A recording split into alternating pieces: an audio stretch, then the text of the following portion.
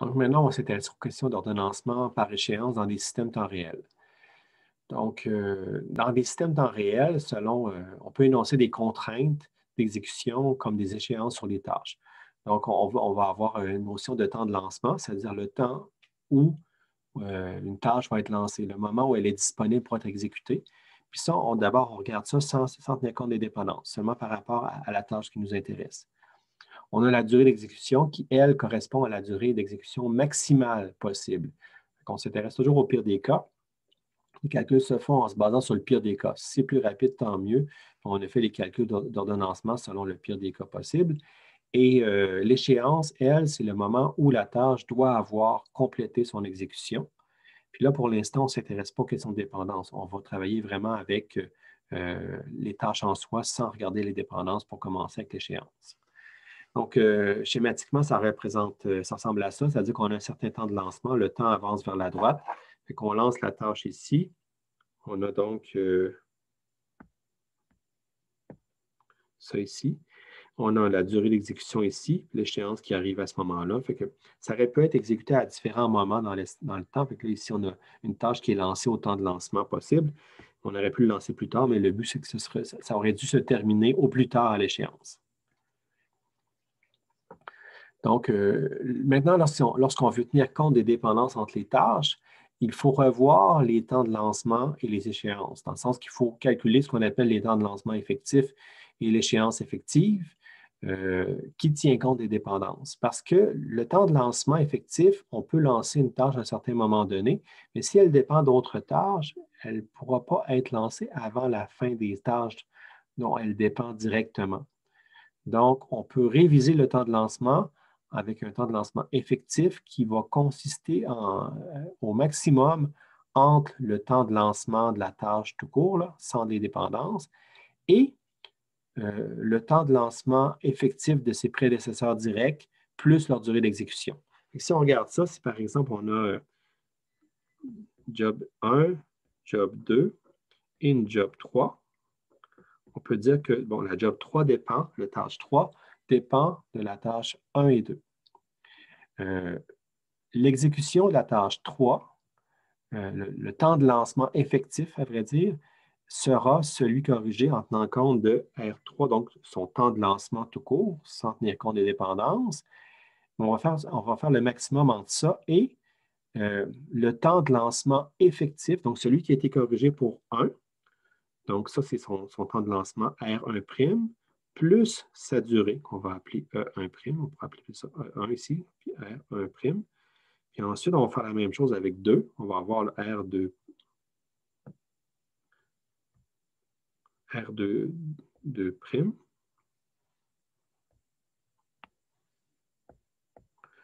Puis on va avoir une certaine durée ici qui va être E2.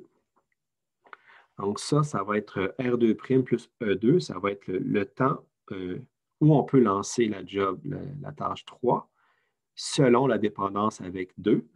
Et idem ici pour l'autre côté, avec R1' plus E1, c'est le temps qu'on peut lancer la tâche 3 selon sa dépendance avec 1. Donc, c'est le temps le plus tôt où la tâche 1 va avoir terminé. Donc, on fait le maximum entre la valeur du temps de lancement de la tâche, plus pour chacun des prédécesseurs directs, le temps de lancement effectif plus la durée.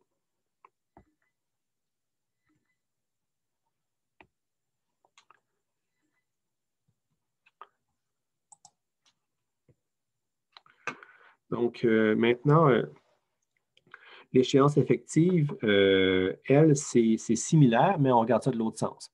On va aller vers, en partant des tâches terminales, on va dire c'est quoi le minimum entre l'échéance d'une tâche et l'échéance effective des tâches qui suivent. Et donc là, on va regarder J3, qui va être la tâche 3. Et si on dit que J4 et J5 en dépendent, on va dire qu'on peut terminer finalement au temps des 3, ou bien en regardant aussi c'est quoi l'échéance de la tâche 4 moins sa durée, de même que l'échéance de la tâche 3 moins sa durée. On va avoir la tâche, disons le D4', qui est la tâche, l'échéance effective de la tâche 4, moins la durée, E4, de cette tâche-là. Puis même chose pour la tâche 5, on va regarder D5'. prime, qui est l'échéance effective de 5, à quel moment il peut se terminer, moins sa durée. Ça nous donne l'échéance effective de la tâche 3, qui, elle, doit se terminer avant ce moment-là pour s'assurer qu'on se termine assez tôt pour laisser le temps aux autres tâches de se faire. Donc, on voit qu'on fait le minimum entre l'échéance de base de la tâche plus l'échéance effective des tâches qui suivent directement, moins leur durée. Pour faire ce calcul-là, généralement, on va se définir un tableau. On va se bâtir un tableau qu'on va parcourir dans le bon ordre en tenant compte du graphe de dépendance. On va se baser sur le graphe pour déterminer dans quel ordre on va faire le traitement, puis on va mettre à jour les valeurs dans notre tableau.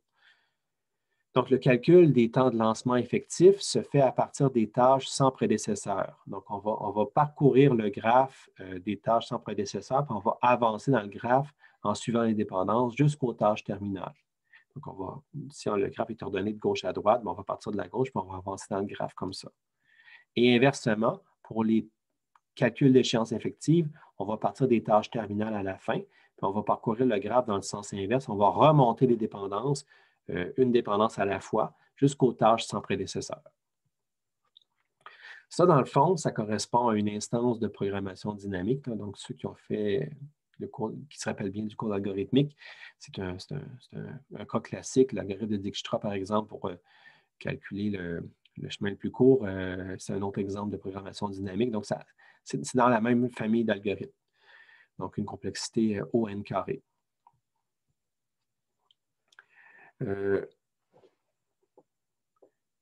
Il a été démontré que la durée d'exécution n'est pas toujours nécessaire pour ordonner les tâches. Si c'est faisable selon les contraintes et les temps d'exécution, la cédule optimale pour un processeur peut être trouvée sans la durée d'exécution.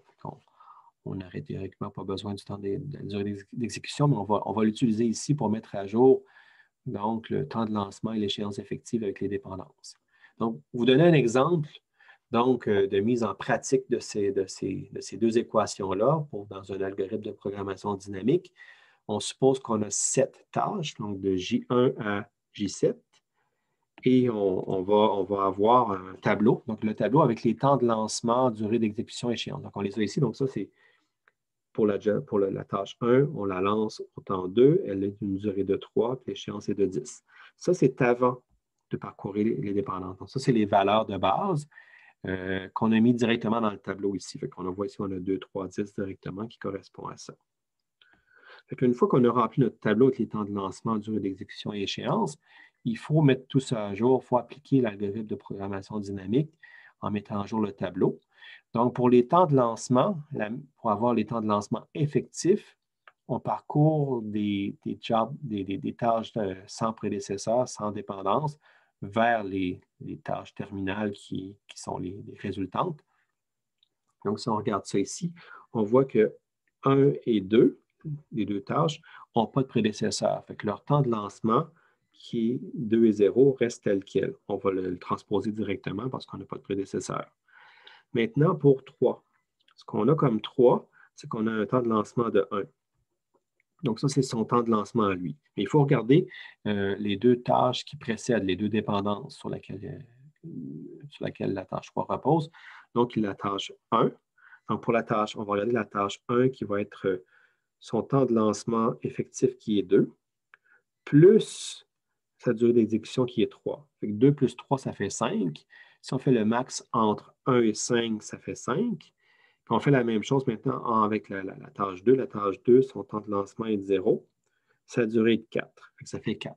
Fait que le maximum entre 1, 4 et 5, c'est 5. Donc, on va dire que le temps de lancement effectif de 3, ça va être 5. Maintenant, si on avance un peu dans le graphe, on voit que le prochain dans notre représentation, c'est J5. Fait que J5, lui, a comme temps de lancement 1, puis dépend directement de 3 seulement. Donc, si on regarde 3, son temps de lancement effectif, il faut prendre la valeur effective qui a été mise à jour, qui est de 5, plus la durée d'exécution qui est de 2. Fait que 2 plus 5, 7. Le maximum entre 1 et 7, c'est 7. Donc, ça va être ça qu'on va utiliser parce qu'il n'y a pas d'autres dépendances.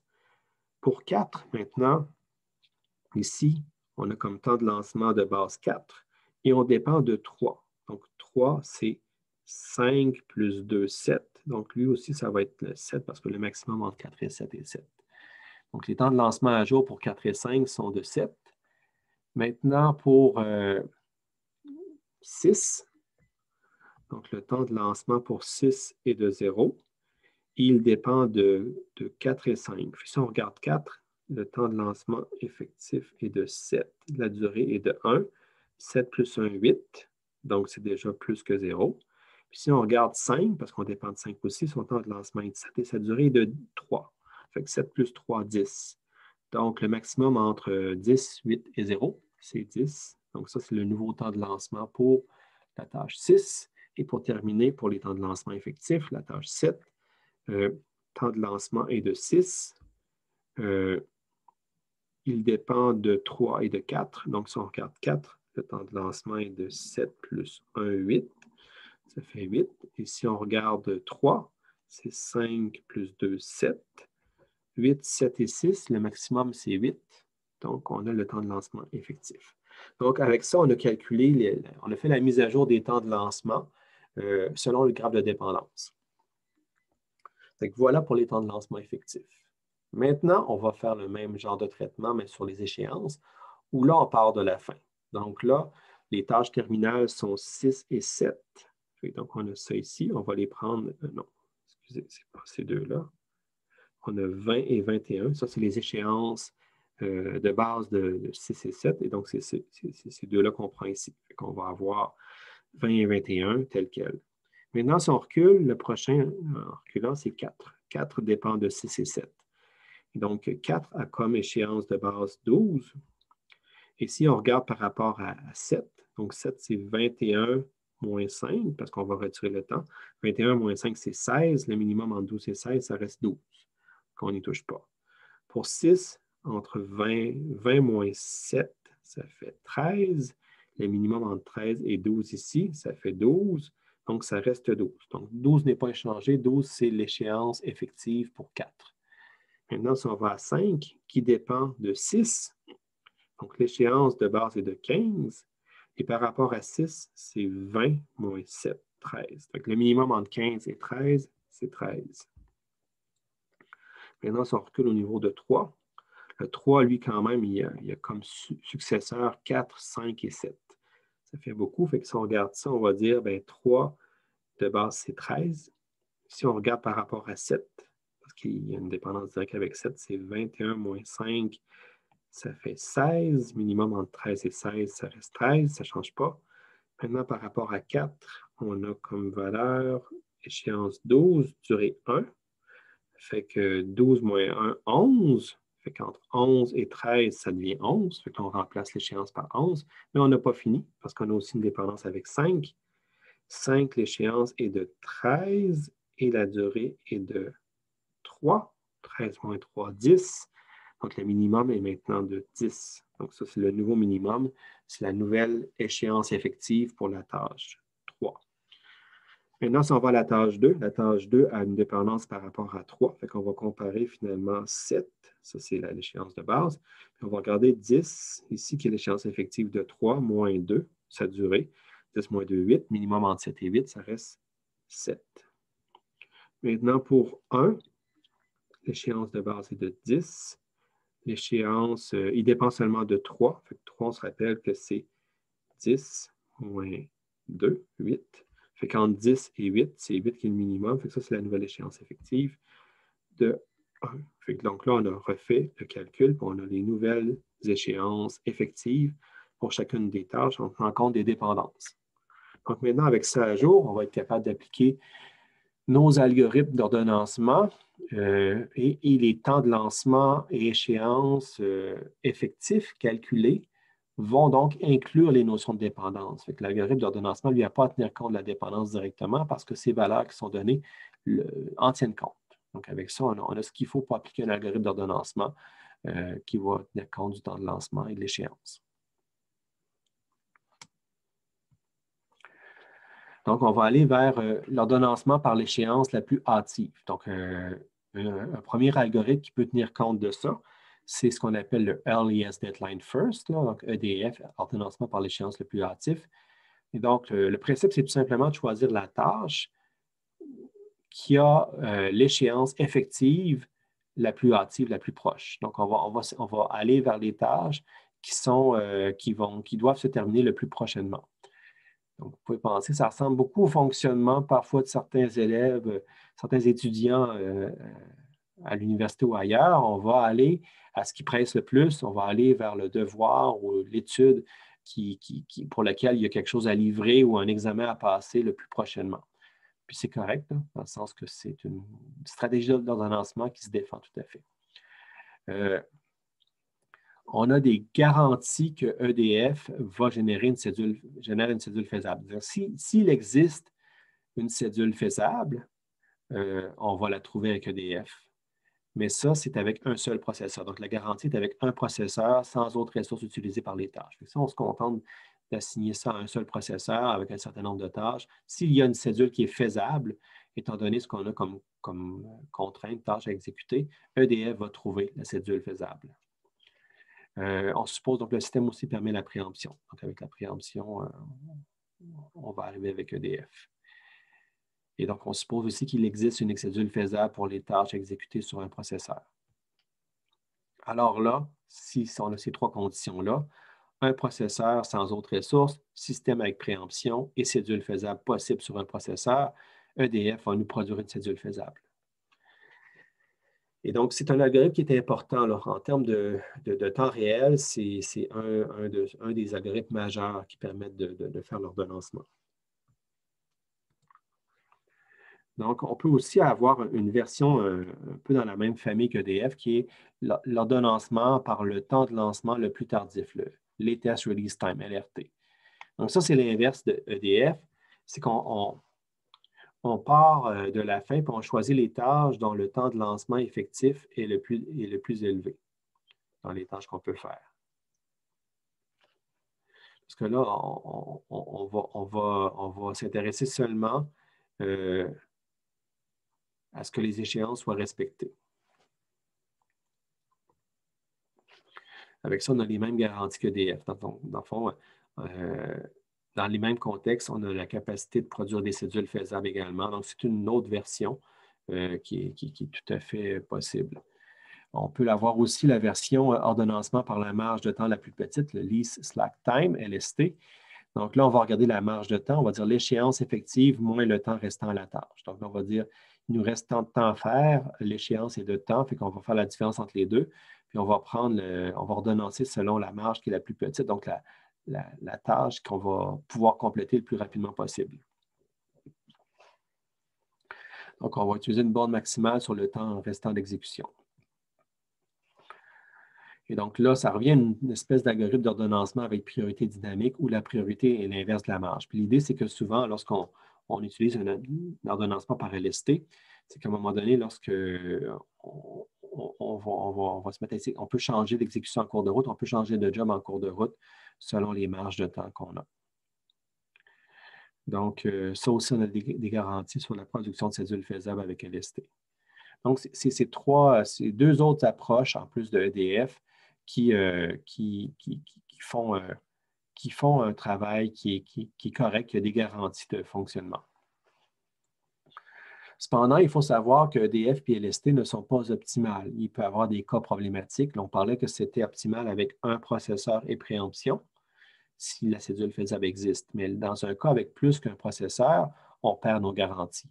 EDF ne vont pas nécessairement trouver une cédule faisable, même si elle existe. Donc, ils vont trouver une cédule qui peut être bonne, mais dans certains cas, on peut passer à côté d'une cédule qui serait faisable. Et surtout si les contraintes sont très serrées, ça se peut qu'on ne la trouve pas. Donc, par exemple, ici, on a trois tâches. On a une tâche 1, 2 qui sont de durée 1 et une tâche 3 qui est d'une durée 5. Avec EDF, ça se peut qu'on mette 1 et 2 directement en fonction tout de suite en partant. Et la troisième va se mettre seulement après que 1 est complété. Donc là, dans ce contexte-là, si on dit que l'échéance de 3 était le temps 5, mais on va finir au temps 6. Alors que si on avait fait quelque chose de différent, comme on voit ici à droite, si on avait exécuté 1 et 2 sur le processeur 1 et 3 sur le processeur 2, on aurait terminé au temps 5, puis 3 aurait respecté son temps. Donc, ça, c'est associé aux échéances que J1 avait comme échéance 1 et J2 avait comme échéance 2. Donc, dans le fond, avec EDF, on a choisi 1 et 2 pour commencer parce que l'échéance de 1 et de 2 était moindre que celle de 3, mais on a été un peu myope dans le sens que l'échéance de 3 va être manquée dans ce contexte-là, alors qu'il existait une cédule qui était faisable.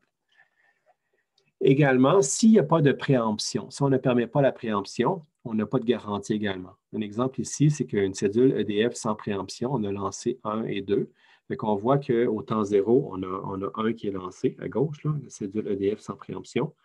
Puis après ça, on a la cédule ici. Donc R2 arrive à ce point-ci. Donc R2 arrive au temps 2, puis on le lance au temps 3 parce que de toute façon, R3 n'est pas disponible. R3 arrive seulement au temps 4. Puis dans ce contexte-là, R3, la job 3 va manquer son échéance. On dit que l'échéance était à 12, mais on se termine à 13. Fait que, cependant, si on fait de la préemption, comme on voit ici, si on a finalement, on a lancé J1 ici,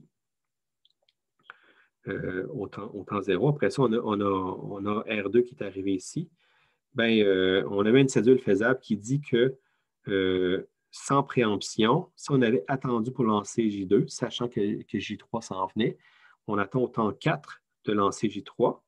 Il va se terminer au temps 8, ce qui est inférieur à 12, parce que nous, on voulait que ça se termine à 12. Puis J2 va se terminer au temps 14, qui respecte la contrainte. Fait qu'on voit que sans préemption, EDF va prendre des choix qui ne vont pas permettre nécessairement d'avoir une cédule faisable alors qu'on en avait une qui existait.